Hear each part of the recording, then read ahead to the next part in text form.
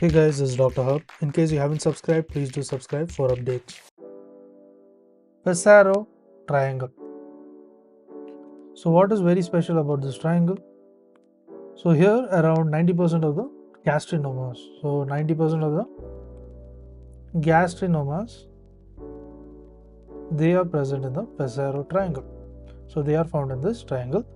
So let's have a rough diagram of how it is looking. So this is nothing but the gallbladder, and then you have the stomach, the intestine, and there is also the presence of the pancreas, which is here and here. So the triangle, it has this image, it can be used as reference for the future discussions. So this will be the triangle. This is a rough diagram. So what are the boundaries of this triangle? So this triangle, the boundaries are the junction. So it is a junction of the cystic duct. So it is a junction of the cystic duct and the common bile duct. So cystic duct and the common bile duct and CBD.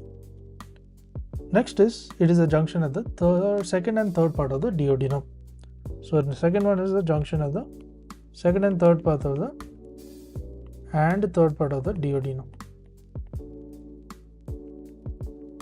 And thirdly, it is a junction of the body and the neck of the pancreas. So it is at the body and junction.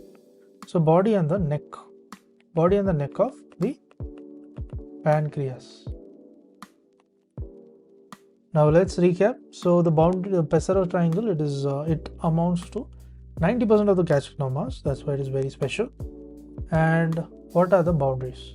So first is the junction between the cystic duct and the CBD, that is the common bile duct. Second one being the junction at the second and third part of the duodenum. And thirdly, it is a junction of the body and the neck of the pancreas. To learn and grow daily like this, please do subscribe.